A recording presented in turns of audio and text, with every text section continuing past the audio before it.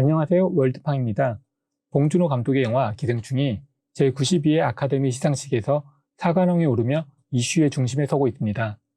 작품상, 감독상, 각본상, 국제장편영화상 등 4개 부분 수상으로 비영어권 영화로는 최초로 작품상을 수상하였습니다.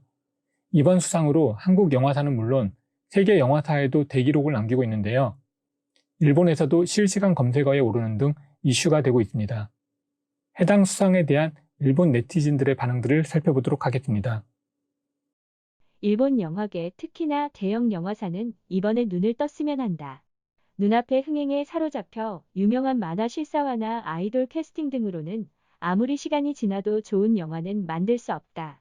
메이저 작품조차 저예산 제작으로 스텝의 실력 육성은커녕 스텝들 생계조차 어려운 것이 현실이다. 이대로라면 아시아 영화계에서도 버림받을 수 있다. 과거에 안주하지 말고 노력을 해줬으면 한다. 멋지다고 생각해. 일본도 이런 시리어스한 사회파 영화를 만드는 감독이 더 나오면 좋겠어. 감독의 수완이 대단함. 칸도 받았고 오리지널 작품인데 장르로 얽매이지도 않아. 너무 흥분돼. 정말 축하해. 빈곤 문제를 바탕으로 한 사회파 영화 작품이면서 오락 서스펜스 요소가 있고 중간중간 웃음이 있어서 어두운 주제를 엔터테인먼트로 승화시키는 수완은 대단하다. 현재의 일본 영화계는 상대가 되지 않음. 예전의 쿠로사와 작품 같은 엔터테인먼트와 사회파의 융합을 목표로 한 영화를 만들어라.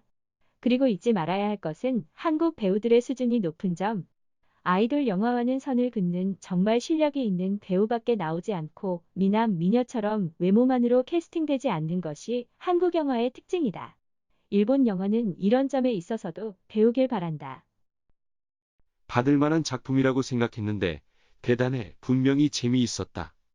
게다가 어느 나라에나 있는 문제가 제기되고 있으니까 누구라도 재미있게 느껴지는 게 아닐까. 축하합니다.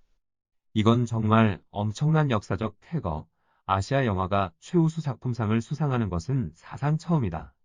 감독상, 각본상, 국제장편영화상까지 수상.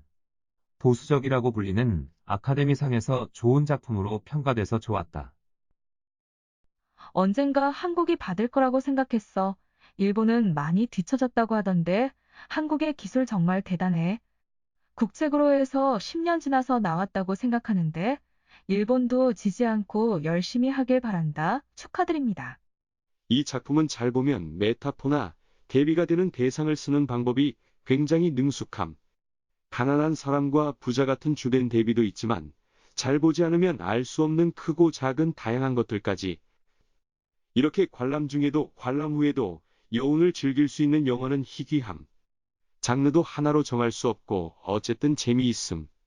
축하합니다. 최근에 일본 영화를 생각해보면 뭔가 캐릭터가 금방 절규하거나 펑펑 울고 큰 소리로 웃거나 하는 연출이 많고 캐스팅 조합도 매력 없는 작품이 많다고 생각함. 배우만 해도 이른바 일본 인기 배우를 한 묶음으로 해도 송강호 한 명에 안 됨. 한국 영화는 한 10년 전 쉬리나 8월의 크리스마스 무렵부터 높은 수준의 작품을 만들어내고 있었음. 그게 쌓이고 쌓여서 된 집대성이 기생충이라고 느꼈고 아무튼 아카데미 작품상 한마디로 멋져요. 심플하게 대단함 쾌거. 일본 영화계나 연예계는 어떻게 생각할까 분하지 않으려나? 아카데미상이나 그래미상이 전부는 아니지만 최근 자랑할 만한 퀄리티의 일본 영화나 음악을 만들고 있냐면 그렇지 않다고 생각하는 사람이 많다고 생각한다. 음악에서는 BTS가 영화에서는 이번 작품이 석권해서 이제 한국에 추월당했다고 생각된다. 최근 10년 정도 일본은 퀄리티보다 작은 이익이나 인기를 위한 판매 방식의 캐스팅뿐이었지. 보는 입장에서 이런 화제는 너무 샘나고 더 분하다. 다시 예전 같은 기세와 퀄리티 있는 일본 연예계를 보고 싶다. 굉장히 진심으로 축하한다고 말하고 싶어. 앞으로도 멋진 작품 기대할게요. 일본 영화도 질 수 없어요.